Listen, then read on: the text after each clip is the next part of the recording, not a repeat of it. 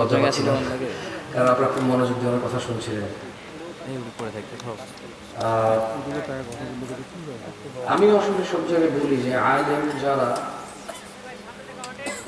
যারা তাদের যৌবনকে, আমি শুধু ওনাকে বলবো না, আমি বাংলাদেশে বহু মানুষ আছে যাদের যৌবনটা ধর্ম শিখতে কেটে গেল। মাদ্রাসা, ইউনিভার্সিটি, কলেজ, ইউনিভার্সিটিতে যারা ইসলাম শিখার জন্য তাদের জীবনের যৌবন অর্ধেক সময় কাটিয়ে দিল, এখনো যারা রিসার্চে সময় দেয়, তাদেরই কথা বলার মানে আমাদের সামনে তাদেরই আমরা সুযোগ দেওয়া উচিত। আমরা যারা শ্রোতা আছি, যারা আমরা শিখি, তবুও যুগ পরিবর্তন হয়েছে, মানুষ নতুনত্ব খোঁজে, মানুষ দিন শিখতে রাজি, তবে অমুক অমুক অমুক থেকে।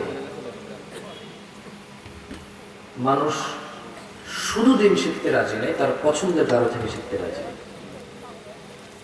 যে যত সুন্দরী কোরআন সুন্নাহর উপরে আলোচনা করুক, যদি তার কোনো কারণে এর কথা বলার আন্দাজ ভালো না হয়, বা আরো কয়েকবার এসেছে, আসে, পরিচিত অথবা শোনা হয়েছে, তখন মানুষ অবহেলা করে। এটা মানুষের ধ্বংসের কারণ হবে। একসময় মানুষ অবশ্যই উপলব্ধি করবে পৃথিবীতে আমরা কিছু করবো আর এটা আমরা বুঝবো না, এরকম হবে না।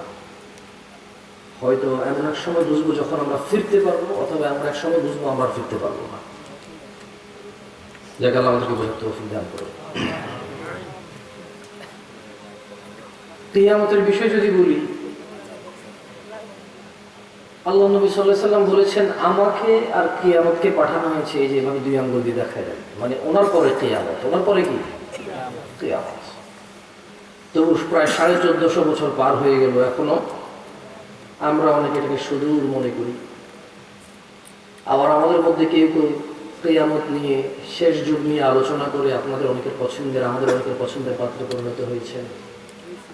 আন্দাজ, যুক্তি, যৌক্তিকতা, বিশ্বের অবস্থা সবকিছু মিলে, ভৌগোলিক ওনার যতটুকু নলেজ, ওনারা সেই অনুযায়ী আপনাদেরকে বলে, আপনার ভালো লাগে শোনায়। ওয়াজ ততক্ষণ ভালো যতক্ষণ শোনার জন্য। যদি ওয়াজ মানার জন্য কেউ শুনতে আসে, এখানে কয়জন থাকবে আমি জানি না। ধরেন আজকে এখানে যদি এরকম কেউ প্রতিজ্ঞা করে আসে যে আজকে এই মাহফিলে কোরআন সুন্নাহ থেকে যা নিষেধ করবে আমি আর তা করবো না, যা আদেশ করবে, যা আমি ছেড়ে দিলাম তা আমি পালন করবো, এই উদ্দেশ্যে কয়জন আসছে? এখন উদ্দেশ্য আমি চেঞ্জ করে ডাক বলছি না, মানে যদি যারা এখানে উপস্থিত আছেন আপনার মাশাআল্লাহ ভালো, তবে আমার অভিজ্ঞতা খুব খারাপ। আপনারা ভালো, তবে আমার অভিজ্ঞতা খুব খারাপ। হয়তো আমি খারাপ, সেজন্য খারাপ অভিজ্ঞতা। আপনারা বলেন না যে যেমন সে তেমন ভালো, হয়তো আমি খারাপ, এই জন্য আমি খারাপ ভাবে ভাবি, নেগেটিভ ভাবে ভাবি।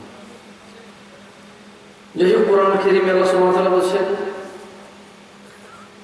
ইন্নাহুম ইয়ারাউনাহু বাঈদা,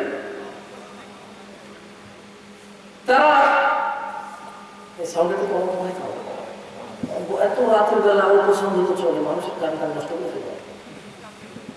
বিসমিল্লাহ, বিসমিল্লাহ, ঠিক আছে, চলো একটু কমাই বসে। ইন্নাহুম ইয়ারাউনাহু বাঈদা, তারা কিয়ামতকে অনেক দূরে মনে করে। ওয়া নারাহু করিবা, আল্লাহ বলেন যে আমি তো দেখছি এটা আসন্ন, যে সেই পড়বে। ইয়াউমা তাকুনুস সামাউ কালমুহুল, সেদিন আসমান হবে গলিত ধাতুর মতো। যে আসমানের দিকে তাকিয়ে তারকারাজি গুণে পূর্ণিমা, অর্ধ পূর্ণিমা, অবমর্ষ নিয়ে প্রেমিকা বহু গান লেখে। আকাশের চাঁদ, তারা, সূর্য, আকাশের দিকে তাকিয়ে প্রেমিক হারিয়ে যায় প্রেমিকার মাঝে, প্রেমিক হারিয়ে যায় প্রেমিকার মাঝে।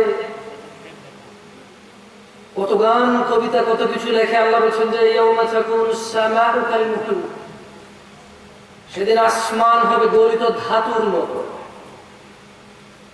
ওয়া তাকুনুল জিবালু কালইহিন, 7 সমুদ্র 13 নদী, এই পৃথিবীর পাহাড় পর্বত এভারেস্ট জয় করবে ছেলে কোনো মেয়ের জন্য, মেয়ে কোনো ছেলের জন্য। অথচ আল্লাহ বলছেন ওয়াতাকুনুল জিবালু কালইহিন, এবং পাহাড় সমূহ হবে রঙিন ফসমের মতো। কখনো কোনো গার্মেন্টস, যেগুলো ওই যে সোয়েটার তৈরি করে, এগুলোর আশপাশ দিয়ে যখন টেইলাররা, খাইয়াতরা, দর্জিরা কাজ করে, তখন দেখবেন ওই কাপড়ের হুইলের কিছু অংশ উড়ে। আমি উদাহরণ দিতে যাচ্ছি না, কারণ আমার উদাহরণ ভুল হতে পারে, আল্লাহ এখানে হয়তো আরো ছোট মিন করেছে। রঙিন ফসম, কে দেখে কোথায় কোন ফসম ওড়ে? কেউ দেখতে পায়? প্রতিদিন আমাদের শরীর থেকে কত ফসম ঝরে, আমরা কেউ দেখতে পাই? নিচে পড়ার পর হয়তো দেখি, ও অবস্থায় গিয়ে দেখি। কে খেয়াল করে এগুলো এত ছোট ক্ষুদ্র এই কণিকা, এর চেয়ে ছোট দেখে কে খেয়াল করে? ওয়াতাকুনুল জিবালু কালইহিন, এবং পর্বত সমূহ হয়ে যাবে রঙিন ফসমের মতো। ওয়ালা ইয়াসআলু হামীমুন হামীমা, আর অন্তরঙ্গ বন্ধুর কোনো খোঁজ নেবে না। ওই যে ছেলেটা আজকে বন্ধুর জন্য বের হয়ে পড়ে, বাবা মায়ের কথা অমান্য করে, পড়াশোনায় মনোযোগী নয়, শুধু বন্ধুদের আড্ডায় আড্ডায় আড্ডায়, কোথায় মারামারি করতে হবে, কোথায় নেশা করতে হবে, কোথায় কোন মেয়ে তুলে আনতে হবে, কোথায় কোন বন্ধুর চিঠি আদান প্রদান করতে হবে, কোথায় বন্ধুর পক্ষ হয়ে মিথ্যা সাক্ষী দিতে হবে, কোথায় বন্ধুরা মিলে সিনেমা, নাটক, গান, এইসব কনসার্ট, এইদিকে মেতে উঠবে। ওয়ালা ইয়াসআলু হামীমুন হামীমা, সেদিন কোন অন্তরঙ্গ বন্ধুর খোঁজ নেবে না। ইউবসসিরুনহুম, তাদেরকে একে অপরের দৃষ্টিগোচর করা হবে। ইয়াওয়াদ্দুল মুজরিমু লাউ ইফতাদি মিন আযাবি ইয়াওমিযিন বিবানি, ইয়াওয়াদ্দুল মুজরিমু লাউ ইফতাদি মিন আযাবি ইয়াওমিযিন বিবানি, অপরাধী চাইবে, জুয়াখোর, মদখোর, নেশাখোর, ডাকাত, চোর, দুর্নীতিবাজ, ঘুষখোর, সুদখোর, মুশরিক, কাফের, মুনাফিক, বেঈমান, নর্তকী, গায়কী, ধোঁকাবাজ, মক্কার, গাদ্দার, ডাকাত, মিথ্যুক, বাবা মায়ের সাথে অন্যায়কারী, মানুষের হক নষ্টকারী, মানুষের উপর জুলুমকারী, জালেম, এক কথায় পৃথিবীর যত অপরাধী আছে, ইয়াওয়াদ্দুল মুজরিমু লাউ ইফতাদি মিন আযাবি ইয়াওমিযিন বিবানি, অপরাধী চাইবে সেদিনের শাস্তি থেকে মুক্ত হওয়ার জন্য পণ হিসেবে, বলবে ইয়া আল্লাহ, ইয়া আল্লাহ, আপনি আমার সন্তান সন্ততিকে নিয়ে যান, জাহান্নামে ফেলে দেন, কি করবেন করেন, আপনার ইচ্ছা, আজকে আযাব থেকে আমি জামশেদকে বাঁচান, ইয়া আল্লাহ, আজকে আযাব থেকে আমি আব্দুল্লাহ, আব্দুর রহমান, রফিক, শফিক এদেরকে বাঁচান, ইয়া আল্লাহ, সোহেল, ইয়া আল্লাহ আপনি বাঁচান সোহেলকে। সোহেল বলবে ইয়া আল্লাহ, আমার সন্তান, যার পড়াশোনা, যার খাবার দাবার, সুন্দর চলাফেরা, মরে যাওয়ার পর কে দেখবে আমার ছেলেকে? ছেলের জন্য রেখে যেতে হবে বাড়ি, জায়গা জমি, বিয়ে নিজে করাই দিতে হবে, চাকরি বাকরির জন্য ঘুষ, আরো কত কি ব্যবস্থা করতে হবে আমাকে। তো আমি কি করবো? আমি শুধু ভ্যান চালাবো, নামাজ পড়বো না। আমি ভ্যান চালিয়ে, রিক্সা চালিয়ে, মাটি কেটে, চাকরি করে, ব্যাংকে সুদ, ঘুষ, দুর্নীতি, মিথ্যা কথা, বাটপারি, চুরি, রাহাজানি, ধোঁকাবাজি, আমি সব করবো, টাকা জমাবো ছেলে মেয়ের জন্য। যে বাপটা এমন সিদ্ধান্ত নিয়েছে, ওই বাপটা বলবে আল্লাহ আপনি পণ হিসেবে সন্তান কেনেন, কিন্তু আমাকে আপনি স্বস্তি দেন আজকের দিনে, আজকের এই শাস্তি থেকে আপনি আমার সন্তান সন্ততিকে পণ হিসেবে নিয়ে আমাকে মুক্তি দেন। অসাহিবাতিহি ওয়া আখি, আর বলবে ইয়া আল্লাহ, ইয়া আল্লাহ আপনি আমার স্ত্রীকেও নিয়ে নেন, আমার ভাইকেও নিয়ে নেন, আজকের দিনের আযাব থেকে আপনি আমাকে মাফ করে দেন। ওয়া ফাসিলাতিহি আল্লাতী তুই, আর তার পুরো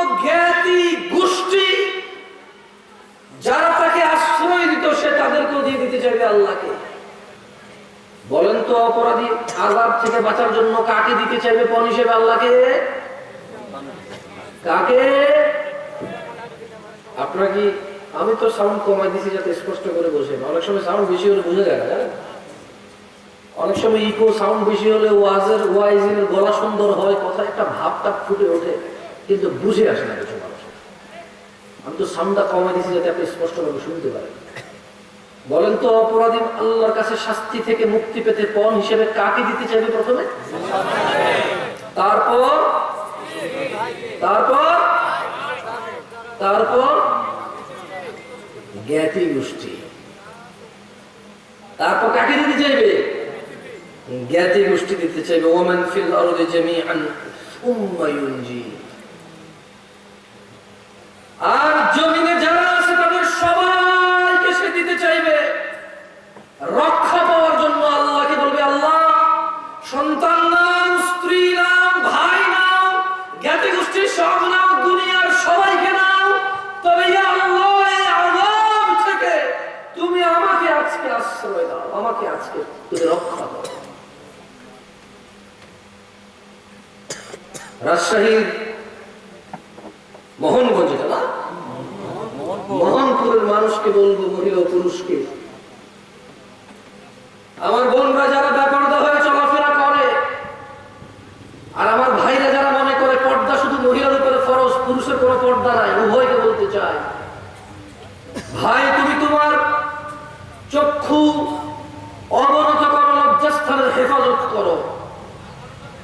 বোন তোমাকে বলতে চাই, তুমি তোমার সৌন্দর্য গোপন করো, লজ্জাস্থানের হেফাজত করো। সেদিন ছেলে সন্তান, বাপ মা, ভাই বোন, জ্ঞাতি গোষ্ঠী, পুরো পৃথিবীর কোনো কিছু দিয়ে মুক্তি পাওয়া যাবে না। কেন?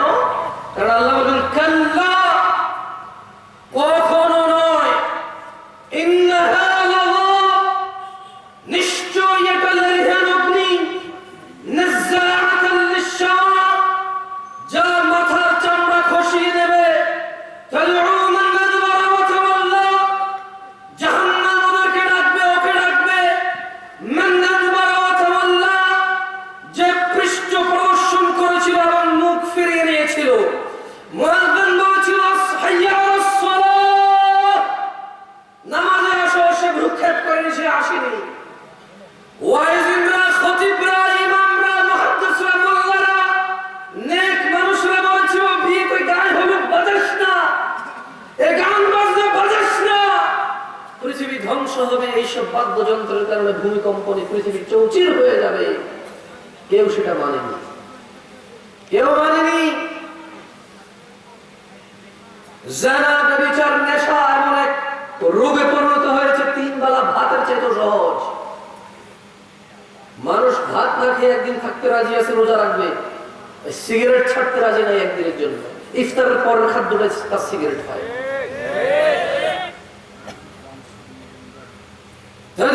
জাহান্নাম ডাকবে, মান আদবারা ওয়া তাওয়াল্লা, যে মুখ ফিরিয়ে নিয়েছে এবং পৃষ্ঠ প্রদর্শন করেছিল তাকে।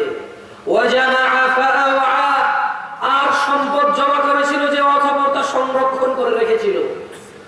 কত মিসকিন, ফকির, কত অসুস্থ মানুষ, কত দিনই কাজ, কত আল্লাহর কাজ, কত আল্লাহর পথ, কত জায়গায় সম্পদের জন্য থেমে গিয়েছে, গতি কম হয়ে গেছে, বেগবান হতে এটা কত প্রবলেম করতে হয়, পোহাইতে হয়, কিন্তু সে তার সম্পদ রেখেছে এবং জমা করেছে। জাহান্নাম ডাকবে যে পৃষ্ঠ প্রদর্শন করে এবং মুখ ফিরিয়ে নেয়, সম্পদ জমা করে ও সংরক্ষণ করে রাখে। আল্লাহ আমাদেরকে বুঝার তৌফিক দান করে। আমি যদি মোহনপুরের মানুষকে বলি, আসমান থেকে বৃষ্টি বর্ষণ করে কে? কে মায়ের গর্ভে পুত্র অথবা কন্যা সন্তান দান করে? অসুস্থকে সুস্থ করে কে? ওই মায়ের গর্ভের এটা কি মেয়ে হবে না ছেলে হবে, সিদ্ধান্ত কে দেয়? ওই মেয়ে কার বান্দা? ছেলে কার বান্দা? সবাই কার ইবাদত করবে? তাহলে প্রশংসা কার? আলহামদুলিল্লাহ। ভাই দেখেন, আমি আপনাকে বলি, আমাকে বলা হয় যুবকদেরকে বলতে, মানে এমন এক প্রবলেম নিয়ে আমার কথা বলতে হয় যার কোনো সলিউশন আমি নিজে কাছেও নাই, আর তেমন কাউকে দেখি না বলতে।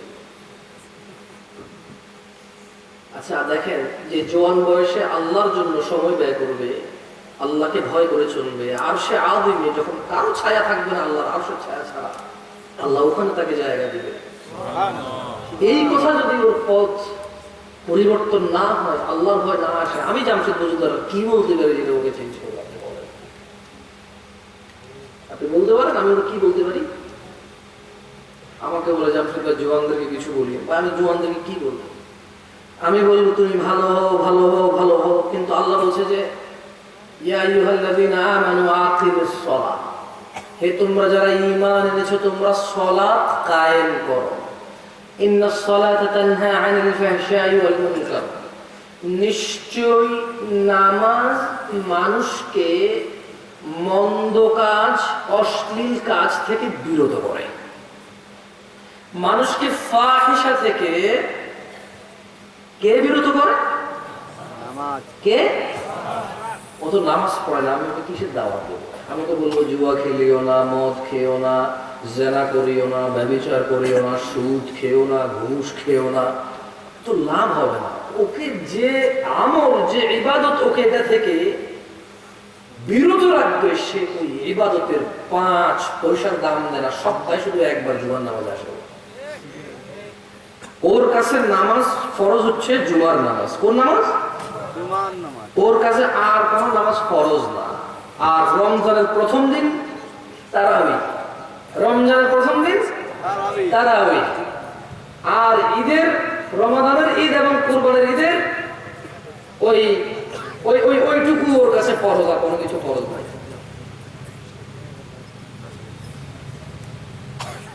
আমি আপনাদের বিরক্ত করবো না, আমি সালাত নিয়ে সামান্য একটু কথা বলি। আমি ফজলুল শেখ ডক্টর মুজাফফর বিন মোহসেন হাফেজুল্লাহকে আবার এখানে আমন্ত্রণ করব।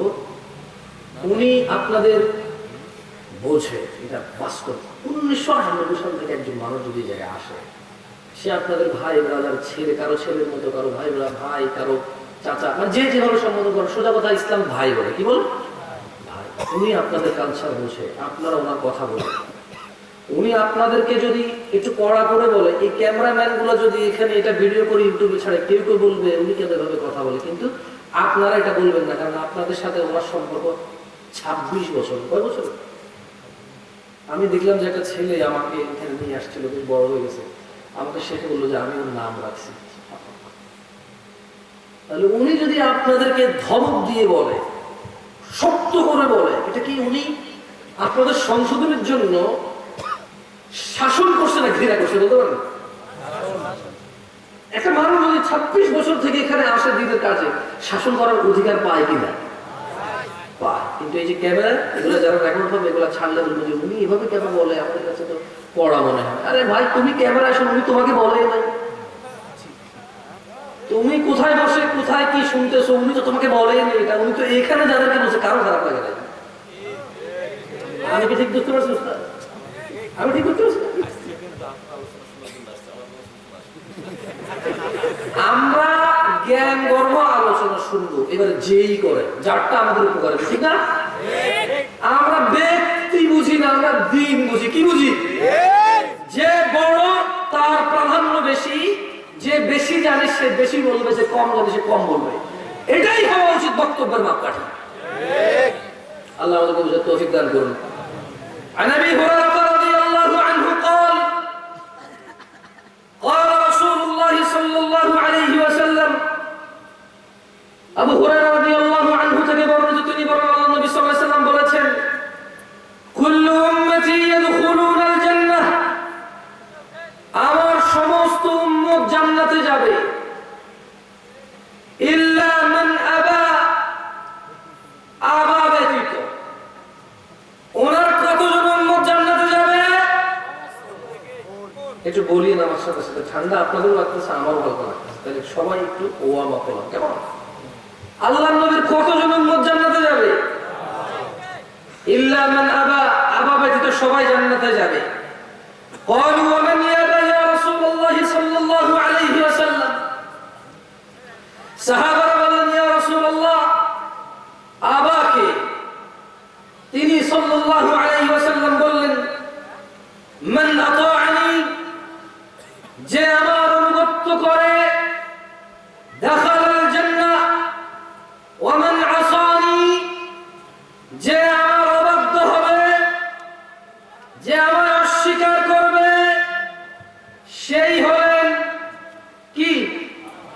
আবা আমরা সবাই জান্নাতে যেতে চাই, আল্লাহ আমাদের কবুল করুন। তাহলে জান্নাতে যেতে হলে কি হতে হবে? আল্লাহর নবীর উম্মত হইতে হবে। আল্লাহর নবীর কি হইতে হবে? উম্মত হইতে হবে। আর আল্লাহর নবীর উম্মত হইতে হলে অনুসরণ কাকে করতে হবে? সাল্লাল্লাহু আলাইহি ওয়াসাল্লাম। সালাতের গুরুত্ব নিয়ে যদি আমি কথা বলি আপনাদের, এখানে আপনাদের যেটা বুঝতে পারতেছি মাশাআল্লাহ, এই এলাকার মানুষের ঈমান আকীদা ভালো, পরিষ্কার পরিচ্ছন্ন, এটাতে কোনো সন্দেহ নাই। শিরক বিদআত থেকে আপনারা অনেকাংশে মুক্ত, আমি যেটা অনুভব করছি আপনাদের সামনে কথা বলে। তবে আপনাদেরও কিছু ভুল ধারণা ভাঙতে চাই। এই পৃথিবীতে শুধু মূর্তি পূজা করলেই শিরক হয় না, এই পৃথিবীতে শুধু মাজার পূজা করলেই শিরক হয় না, এই পৃথিবীতে শুধু আল্লাহ ব্যতীত অন্যের কাছে সন্তান চাইলে, অন্যের কাছে রিজিক চাইলে, সুস্থতা চাইলে যে শিরক হয়, এগুলো শিরক। কিন্তু শুধু এগুলো শিরক তা না। আপনি কোরআন ও সুন্নাহ যখন ভালো করে পর্যালোচনা করবেন, তখন আপনি দেখবেন নামাজটাকেও কোনো কোনো অংশে শিরক বলেছেন।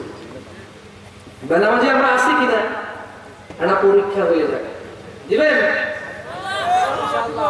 তবে এই যে ক্যামেরাম্যান, তোমাদের কি বলি, তোমাদের ক্যামেরা যেদিকে ঘুরানো আছে এদিকেই থাক, তোমরা কারো দিকে ঘুরাও না, কেন? ওকে? কারণ আমি চাই না কেউ অপমান হোক। আর আপনারা যে যেদিকে তাকায় আছেন ওই দিকে তাকায় থাকেন, কেউ কারো দিকে তাকায় না, কেমন? ঠিক আছে? কারা কারা আজকে ঈশার নামাজ পড়েন নাই? মিথ্যা বলিয়েন না, গোপন করিয়েন না, হাত তোলেন। এটা শিক্ষণীয় বিষয়। ভাইয়া সবর, আমি বলি যে পড়বেন না, আমি বলি যে পড়েন নাই। আমি বলি যে কারা কোনোদিন পড়বেন না, এখান থেকে যায় পড়বেন, আমি এরকম বলিনি। ভাই শুনেন, বাংলাদেশের রাজধানী কোথায়? কি টাঙ্গাইল হয়ে ঢাকা নাকি শুধু ঢাকা? আপনার টাঙ্গাইল হয়ে ঢাকা এটাকে বলা কি আছে? টাঙ্গাইল থাকবে, মধ্য থাকবে, সিরাজগঞ্জ থাকবে, বহুত কিছু থাকবে, কিন্তু রাজধানী কোথায়? আমি ওরকম জবাব চাই ভাই। কারা কারা ঈশা পড়েন নাই আজকে? না না, আরো আছেন, সবাই না বলুন। আর আছেন, থাক, কেউ কারোর দিকে তাকায় না। সুবহানাল্লাহ। এই তোমরা ক্যামেরা ঘুরে এলাম থেকে দেখছেন, দেখছেন আপনাদের, আপনারা নিশ্চিত যে আপনারা জান্নাতে। কেন জানেন? কারণ আপনারা শুনেছেন যে যে শিরিক করে না সে জান্নাতে যাবেই যাবে, রাইট? যার ভিতরে অনুপরিমাণ ঈমান আছে সে কোথায় যাবে? জান্নাতে যাবে। এটা আপনারা জানেন। যেহেতু আপনারা এটা জানেন, আমি ঈশা জিজ্ঞেস করছি, ফজর জিজ্ঞেস করি না, লজ্জা দিতে চাই না। আচ্ছা শোনেন, ঈশাটা একটু বেশি হয়ে গেল, একদম রিসেন্ট হয়ে গেল, হয়তো বললো যে যায় পড়বে, তাহলে ভিন্ন জায়গায় আসে। কি আপনার কি লজ্জা করছেন? আমি কি আপনাদের অপমান করতেছি? আমি ক্যামেরাম্যানদের বুঝতে পারি, ক্যামেরা ঘুরাবেন, ওকে? কেউ ভিডিও করেন না। কারা কারা আজকের দিনে মা ধরে পড়েন নাই? আজকে, আগের গুলো না, শুধু আজকে কারা কারা মাঝে পড়েন না আপনাদের? বাকিরা গোপন করতেছেন আপনারা।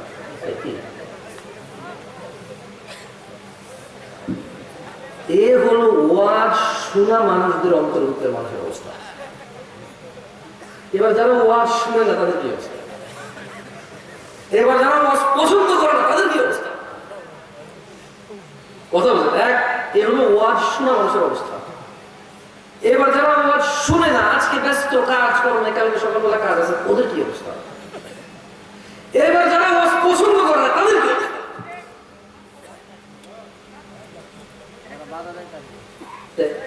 কেন? কারণ মোহনপুরের মানুষ জেনে গেছে শিরিককারী জান্নাতে যাবে না। যেহেতু আল্লাহ সুবহানাহু ওয়া তাআলা বলেছে যে শিরিক যদি না করে কেউ, তাকে আল্লাহ জান্নাত দিবেই দিবে। কিন্তু আপনাদের মানে অবগতির জন্য বলি, ইনশাআল্লাহ আমি আসতেছি, ইনশাআল্লাহ একটু দুই একটা হাদিস পড়ে আমি আমার বক্তব্য শেষ করবো। সুন্দর করে বলে তো মনোযোগ দিয়ে শুনেন, তো আশা করলেন। আপনারা অনেকেই দেখছেন কথা বলি কেমন। দেখেন, عن معاذ بن جبل رضي الله عنه قال, মুআয ইবনে জাবাল রাদিয়াল্লাহু আনহু থেকে বর্ণিত, তিনি বলেন, আচ্ছা বদ্ধ করে একটা কথা বলে নিই। আমাকে বলছে যে যুবকদেরকে নিয়ে কথা বলতে, তোমরা কারা কারা 30 বছরের নিচে বয়স? আমি আবার বলি, যাদের বয়স 30-এর নিচে তারা একটু আমাকে জবাব দিয়ে, আমি কিছু প্রশ্ন করবো, কেমন? সবাই মিলে জবাব দিও। গান শোনা হারাম নাকি হালাল? জিনা করা হারাম নাকি হালাল? সুদ খাওয়া হারাম নাকি হালাল? প্রেম করা হারাম নাকি হালাল? মারামারি হারাম নাকি হালাল? সব জানা বলেন, আমি কি বলবো? কমিটি যে আমাকে বলছেন ওদেরকে বলতে, এমন কোন কথাটা আমি ওদেরকে বলবো যেটা ওরা জানে না। এখন ওদের মেনে নেওয়ার পালা। মেনে নেওয়ার কি? এখন ওদের মেনে নেওয়ার সময়। মুমিনরা কি জানেন? ক্বালু সামি'না, মুমিনরা বলে আমরা শুনেছি, ওয়া আতা'না, মেনে নিয়েছি। এরা হচ্ছে মুমিন। এরা কি? মুমিন। মুমিনরা বলে যে আমরা শুনেছি, শিখেছি, শেষ। মুমিনরা বলে সামি'না ওয়া আতা'না, শুনেছি, মেনেছি।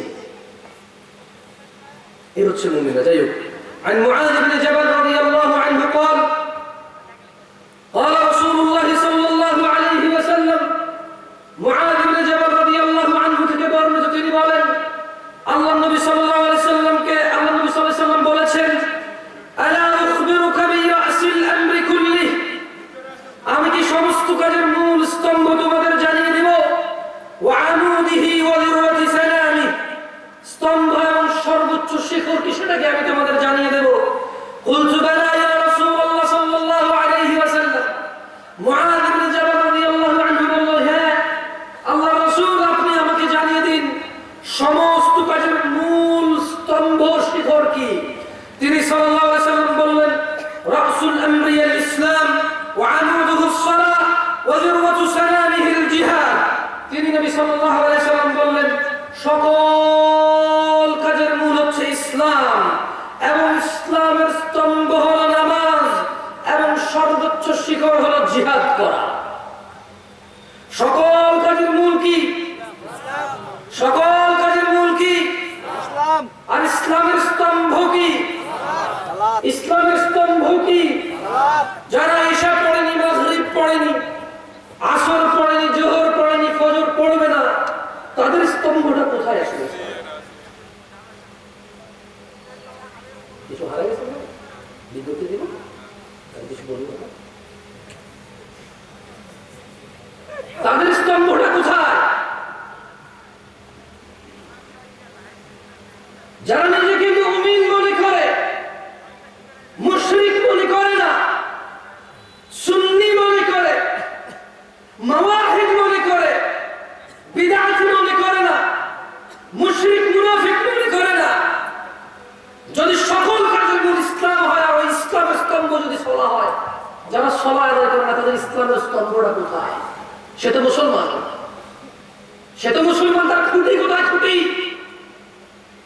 সে কি আল্লাহর মতো কিছু একটা হয়ে গেছে যিনি খুঁটিবিহীন ওই আসমানকে আমাদের জন্য উদাহরণ উদ্ধৃতি স্থাপন করেছেন, যে খুঁটিবিহীন আসমান? ও কি এরকম কেউ হয়ে গেছে যে খুঁটিবিহীন স্তম্ভবিহীন কিছু একটা রেখেছে? আল্লাহর মতো হয়ে গেল নাকি ক্ষমতার দিক থেকে? যে কোন বলবে হয়ে যাও, বলবে হয়ে গেল, বলবে মুসলমান, মুসলমান হয়ে গেল, আর কিচ্ছু করা লাগবে? শুনেন ভাই আমার, আপনার হয়তো, আমি জানি না কোন কথা বললে আপনাদের উপকার হবে, বছরে একবার আপনারা ওয়াজ শোনেন, মানে এটা কতটুকু হেল্প করা আপনার আমি জানি না, বললাম আমি জানি না। তাও একদম বিরক্তিকর সময় এসে ওয়াজ করতে, রাত 12টা বাজে, কার ভালো লাগে এই সময় কথা বলবো?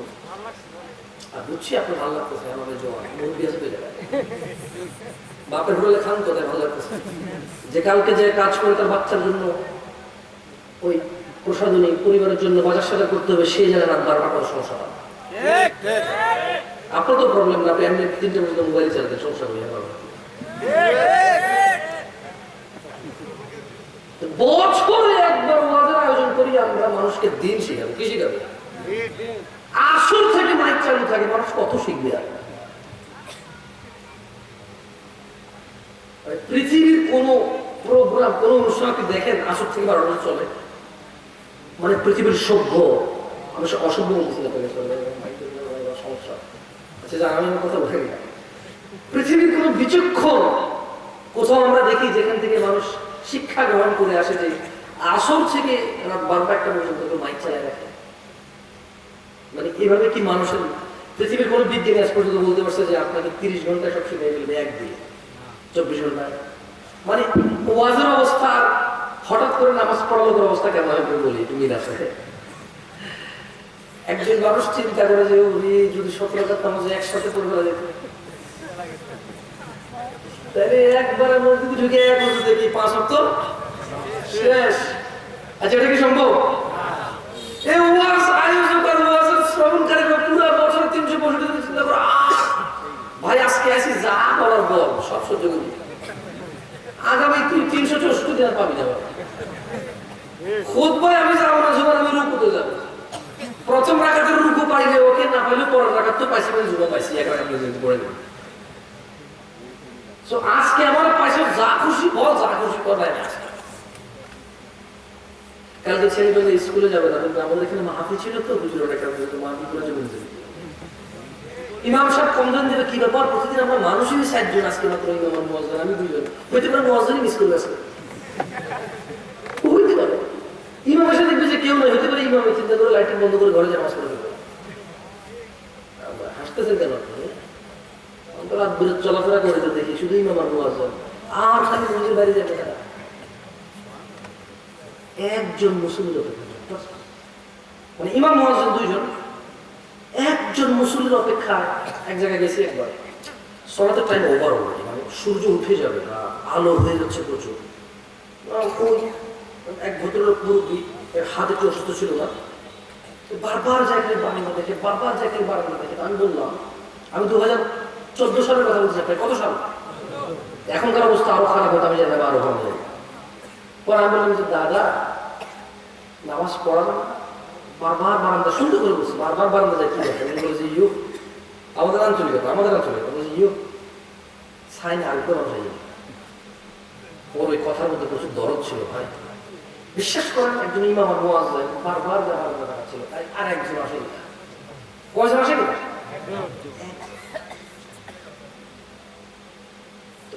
একজন মুসল্লির জন্য ইমাম মুয়াজ্জিন নামাজের টাইম পর্যন্ত ক্রস করে ফেলতেছে, খালি একজন আসে কিনা। এই হলো আমাদের ইসলামের সমাজ সামাজিকতা, এই হলো আমাদের। এটা 18তম মাস, কততম মাস? 18তম।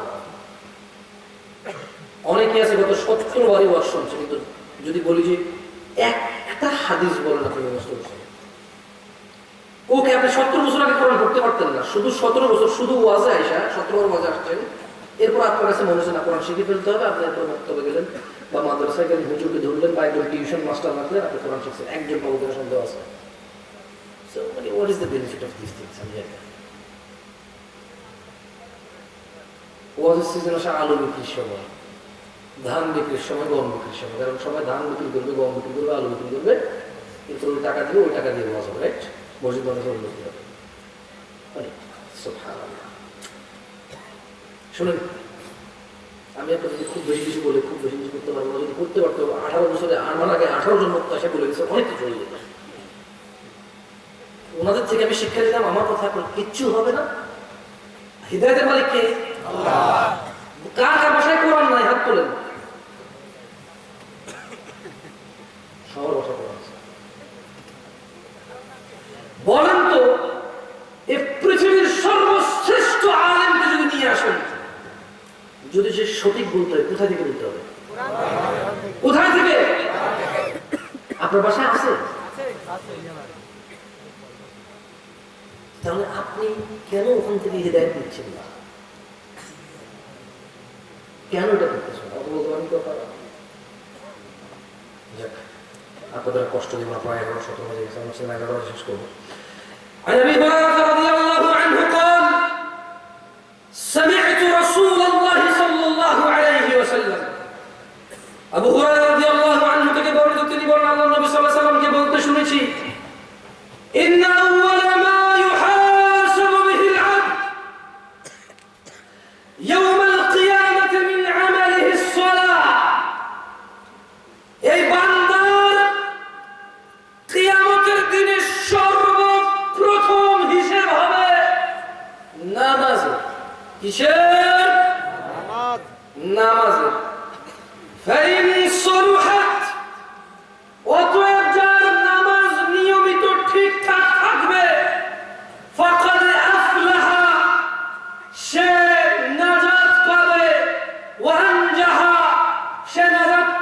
সফল হবে, ফাকাদ আফলাহা, সে সফল হবে, ওয়া আনজাহা, সে নাজাত পাবে। কিয়ামতের সর্বপ্রথম হিসাব কিসের? যার নামাজ ঠিক থাকবে তার কি হবে? বলতে ইচ্ছে করে না ভাই, বলেন, দেখেন হয়তো মুখস্থ হয়ে যেতে পারে, হয়তো কখনো একটা বাচ্চাকে বলতে আপনার কাজে আসবে, কারণ বলা তো যায় না। আরে ওয়াজ পর্যন্ত আপনি বাঁচেন কিনা, কারণ ওয়াজ ছাড়া তো ধর্ম সেটা কোনো জায়গা রাখতে হবে। এটা সহজ না, বছর একদিন একবার আসর থেকে রাত 2টা-3টা দেওয়া ভালো, এটা সহজ না ভাই। যা করার আজকে কর ভাই, পারবো না তো দিবে, এটাই তো হলো। যার নামাজ নিয়মিত ঠিকঠাক থাকবে, ফাকাদ আফলাহা ওয়া আনজাহা, সে সফল হবে, নাজাত পাবে। ওয়া ইন ফাসাদাত ফাকাদ খাবা ওয়া খাসির, আর যার নামাজ নষ্ট হয়ে থাকে তবে সে ব্যর্থ, বিপর্যস্ত হবে। তাহলে কিয়ামতের সর্বপ্রথম কিসের হিসাব হবে? নাজাত পেতে হলে, সফল হতে হলে কি ঠিক থাকতে হবে? সালাত ছাড়া নাজাত চিন্তা করাও ভুল, চিন্তা কল্পনা করাও ভুল। عن عبد الله بن مسعود رضي الله عنه قال, عبد الله بن مسعود رضي الله عنه থেকে বর্ণিত, তিনি বলেন, سألت النبي صلى الله عليه وسلم, আমি আল্লাহ রাসূল সাল্লাল্লাহু আলাইহি ওয়াসাল্লামকে জিজ্ঞেস করেছি, আইয়ুল আমালি আহাব্বু ইলা আল্লাহ, ও আল্লাহর রাসূল, ইয়া রাসূলুল্লাহ সাল্লাল্লাহু আলাইহি ওয়াসাল্লাম, আল্লাহর কাছে সবচাইতে প্রিয় আমল কোনটি? قال, তিনি সাল্লাল্লাহু আলাইহি ওয়াসাল্লাম বললেন, as-সালাতু আলা ওয়াক্তিহা, সময় মতো নামাজ পড়া। আল্লাহর কাছে সবচাইতে প্রিয় আমল কোনটি? আসরের নামাজ কারা কারা পড়ছেন? শুধু তারা হাত তোলেন, এবার ধরা খাবে, মিশা কথা বলবো না। আসর কারা কারা পড়ছেন তারা হাত তোলেন, এইবার আমার হিসেব বলা আছে। পড়েন নাই বলে তুলতে বললে নামায় ফেলেন, হয়তো কেউ তুললো না, সমস্যা নেই, কিন্তু না পড়ে হাত তুললে তুমি থাকা যাবে।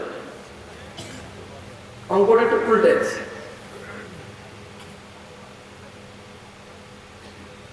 আমাদের দিকে অনেকে জুমা নামাজটা মিস হয় জানেন, বিশেষ করে কর্মজীবী দ্বারা, মানে যারা একদম বেশি পরিশ্রম করে তাদের অবশ্য জুমা নামাজ মিস হয়। মাঠে যারা কাজ করে নামাজের পাশে হয়, ধান কাটার সময় আসছে, আলু তোলার সময় আসছে, আসে অনেকে জুমা আসে কাজ করে। ঢাকা শহরে যান, এই যে বাস চালায় যারা, অনেকে সবার কথা জানি না, কিছু কিছু বাস ড্রাইভার দেখি, ভ্যান ড্রাইভার দেখি, সিএনজি চালক দেখি, কিছু কিছু দোকানদার দেখি, কিছু কিছু ওই রেস্টুরেন্টে যারা কাজ করে তাদেরকে দেখি। এখন দেখেন, আপনি বলবেন তো বড় ভাই, ওদেরকে তো দেখি আমরা গ্লাস গ্লাস লাগাই, ওরাও এসি রুমের দরজা বন্ধ করে আছে, কে নেই কারা করে, চোখের সামনে যা পড়ে তা নিয়ে বলতেছি। যাদেরকে দেখি তাদেরকে বলে লাভ না, ঠিক না? বলতে পারেন আল্লাহর কাছে সবচেয়ে প্রিয় আমল কোনটি? সময় মতো নামাজ পড়া। যাই হোক, শোনেন, আমি আপনারা তো বাসায় শিরক করেন না, করেন? শিরক করেন আপনারা? মাওয়াহিদ, আমি আর 2টা হাদিস বলে আমি বক্তব্য শেষ করবো। দেখেন আপনাদের কাছে থেকে আমি সারা দুর্বা আপনাদের কিছু হবে বলে মনে হয় না। আপনারা বলতে পারেন যে ভাই এত দূর থেকে আসছেন, কিছু বলে দেবেন, এত কিছু শুনবেন। আচ্ছা বলবো ইনশাআল্লাহ। আজকে একটা বলে যে এটা করে দেখেন, ইনশাআল্লাহ আমার পরে আরেকজন আসবে, আরেকটা বলে যাবে, ওইটা করে দেখেন, তারপর বছর আরেকজনকে নিয়ে আসেন, প্রয়োজনে বা আগের লোককে নিয়ে আসেন, আরেকটা বিষয় শুনিয়ে তারপর ওটা করিয়ে, তাই না? এভাবে উন্নত হবে। দেখেন, আমার খুব মানে অবাক লাগে, বাংলাদেশের মানুষ নিয়মিত নামাজ না পড়াকে কুফরি আর শিরকি মনে করে না, অথচ রাসূল সাল্লাল্লাহু আলাইহি ওয়াসাল্লামের যুগে সাহাবারা নামাজ ত্যাগ করা ছাড়া অন্য কোনো অপরাধকে কুফরি মনে করত। সুবহানাল্লাহ। عن سعيد بن المسيب رضي الله عنه, سعيد بن المسيب رضي الله عنه থেকে বর্ণিত, তিনি বলেন, أن رسول الله صلى الله عليه وسلم قال, রাসূল সাল্লাল্লাহু আলাইহি ওয়াসাল্লাম বলেছেন, بيننا وبين المنافقين شهود العشاء والصبح لا يستطيعونهما. কারা কারা গতকাল ফজর পড়েছেন? ফজর পড়ছেন যারা, তারা করেন মাশাআল্লাহ তাবারাকাল্লাহ। কি বুঝে গেছেন নাকি অঙ্ক তুলে ফেল ভাই, যা আমার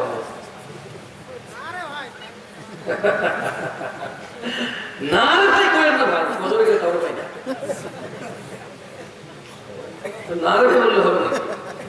এত মানুষ ফজরে কই, ইমাম আছে জায়গা, ইমামকে এদিকে মসজিদ কোথায়?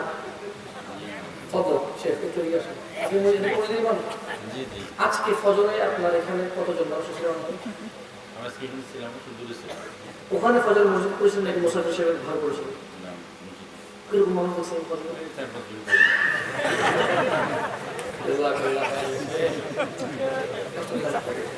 না রে ভাই, কে যেন বললো? আপনি বুঝতেছেন না আমি কে? আমি অনেক কিছু পারি না, সামান্য কিছু পারি, ওটা পারি। এছাড়া আপনার প্রমাণ করে দিচ্ছে আপনার না ফিনিশ আউট, আপনি গোল। এটা কি দিয়ে দিছি? গোল। এই যে ইমাম সাহেব কিছু সাক্ষী দিল, এখানকার আজকে ফজর ইমাম ছিল কেউ?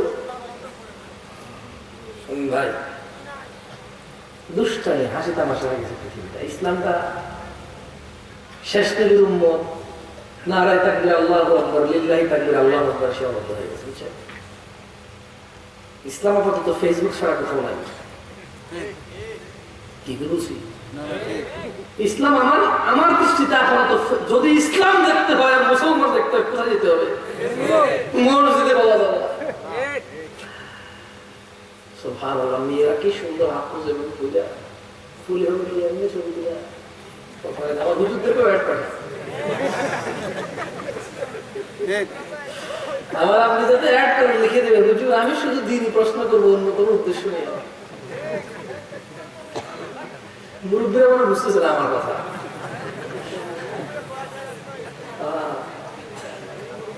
যারা আপনারা ফেসবুক চেনেন না, ভালো হয়েছে চেনেন না, তবে আফসোস আপনারা চেনেন নাই। বর্তমান বিশ্বের সবচেয়ে খালেস ধার্মিক মুমিন মুত্তাকি ফেসবুকে। যারা মেয়েদেরকে জাগিয়ে দেয় ফজরে, বুঝলেন নাই? যারা মেয়েদেরকে জাগিয়ে দেয় কোথায়? ফজরে। আল্লাহ আমাদেরকে বুঝার তৌফিক দান করুন। সাঈদ ইবনে মুসাইয়্যিব রাদিয়াল্লাহু আনহু থেকে বর্ণিত, তিনি বলেন রাসূল সাল্লাল্লাহু আলাইহি সাল্লাম বলেছেন, বাইনানা ওয়া বাইনাল মুনাফিকিন,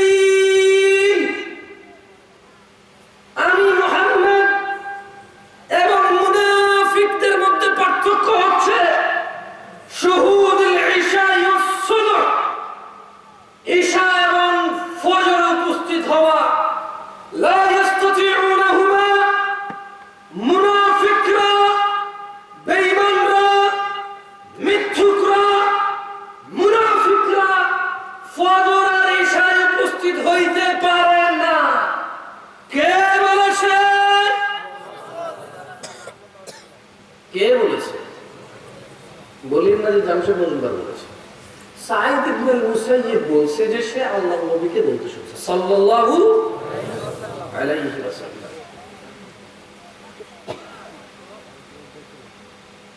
মুনাফিকরা কোথায় থাকবে বলতে পারেন তো? কোথায় যাবে? এই পৃথিবীতে যত অপরাধী আছে, যত রকমের অপরাধ, যারা যারা জাহান্নামে যাবে, আল্লাহ বলছে যে ইন্নাল মুনাফিকিন, নিশ্চয়ই মুনাফিক, ফিদ দারকিল আসফালি মিনান নার ওয়া লান তাজিদ লাহুম নাসীরা, মুনাফিকরা জাহান্নামের নিম্ন স্তরে থাকবে এবং আপনি তাদের জন্য কোন উদ্ধারকারী পাবেন না। রাসূলুল্লাহ সাল্লাল্লাহু আলাইহি ওয়াসাল্লাম। মুনাফিকদের জন্য কোনো কে নাই, মুনাফিকদের জন্য কে নাই?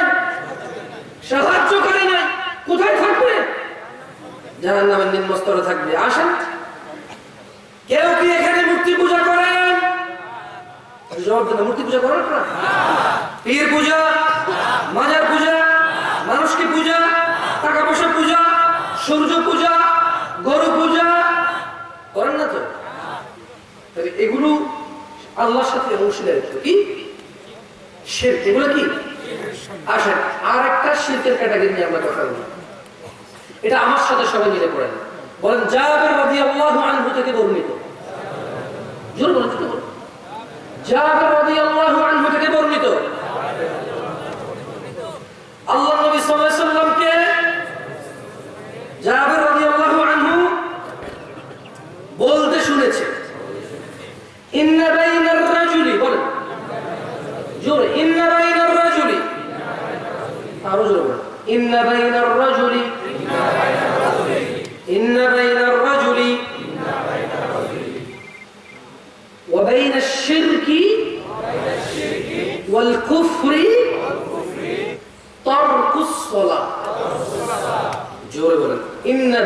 রাজুলি,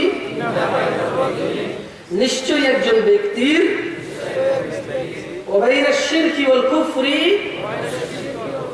এবং শিরক আর কুফরের মধ্যে পার্থক্য তরকুস সালাহ, নামাজ ত্যাগ করা। কি শিরক করে না মন করে মানুষ? মুশরিক চিরস্থায়ী জাহান্নামে যাবে, ওর কোনো উদ্ধার হবে না, ও বেরোতে পারবে না। মুশরিক জাহান্নাম থেকে কি বাকি সে ক্ষমা চেয়ে মারা গেলে আল্লাহ জানে, সে জানে, আমরা তো আর জানি না। আমরা জানি তো কাউকে এখন ধরেন কেউ নামাজ পড়ে না, আপনি বললেন যে তুই মুশরিক, বলার দরকার নেই। ওকে, আবার হাদিসকে ভুলভাবে নিয়েন না, শুধু নিজেকে সংশোধন করেন। ঝড় বৃষ্টি, ক্ষুধা, সুখ, দুঃখ, আনন্দ, বেদনা, এমন কোন পরিস্থিতি নেই যে পরিস্থিতিতে আপনি নামাজটা করতে পারবেন। আজকে কারা কারা ফজরে যাবেন? কারা ফজরের ইশায় যেতে পারে না? কারা ফজরের নামাজে যেতে পারে না? কেন যেতে পারে না? কষ্ট হয়। কেন যেতে পারে না? কষ্ট হয়। আল্লাহ নবী সাল্লাল্লাহু আলাইহি ওয়াসাল্লাম ব্যক্তি শিরক আর কুফরের মধ্যে পার্থক্য করে কি? ব্যক্তি শিরক এবং কুফরের মধ্যে পার্থক্য করে কি? পরিশেষে আমি মহৎ করে নমস্কার বলতে চাই, 50, 60, 70, 80, 90, 40, 20, 30, 25 যার যত বয়স হয়েছে, যত ধরনের অপরাধ হয়েছে হয়েছে, কোরআনুল কারীমের একটা আয়াত বলে আমি বক্তব্য শেষ করতে চাই। দেখেন আপনারা দেখেন, ওয়াল্লাহি এই একটা আয়াত আপনার পুরো জীবনের সমস্যার সমাধান করতে পারে। আল্লাহ সূরা ফুরকানে বলেন, ইল্লা মান তাব, অতঃপর যে তওবা করে। কি করে? কি করে? কি করে? ওয়া আমানা, ঈমান আনে। কি করে? ওয়া আমিলা আমালান সালিহা, এবং সৎকর্ম করে। কি করে? ফাউলাইকা ইউবাদদিলুল্লাহু সাইয়্যাতিহিম হাসানাত, আল্লাহ তার সমস্ত গুনাহকে নেকিতে পরিবর্তন করে দেন। সুবহানাল্লাহ। আপনাদের অপরাধ যা হয়েছে, এগুলো কি অপরাধ নিয়ে মরে যাবেন, নাকি তওবা করে ঈমান এনে ভালো কাজ করে সমস্ত গুনাহ মাফ তো পাবেন? এগুলো সবগুলোকে নেকি হিসেবে আল্লাহর সামনে উপস্থিত হবেন। সিদ্ধান্ত আপনাদের হাতে। আকুলু কওলি হাযা ওয়াস্তাগফিরুল্লাহ ওয়া লিসাইরিল মুমিনিন ফাস্তাগফিরুহু ইন্নাহু হুয়াল গফুরুর রহিম। আমি আল্লাহর কাছে দোয়া করি আমার জন্য এবং আপনাদের জন্য, আল্লাহ আমাকে ক্ষমা করুন, আপনাদের সবাইকে ক্ষমা করুন। আর আল্লাহ তাআলা আমাদের সবাইকে 5 ওয়াক্ত সালাত আদায় করার তৌফিক দান করুন, কারণ সালাত ছাড়া ভালো মানুষ হওয়া সম্ভব নয়। সুবহানাকাল্লাহুম্মা ওয়া বিহামদিকা আশহাদু আল্লা ইলাহা ইল্লা আনতা আস্তাগফিরুকা ওয়া আতুবু ইলাইক।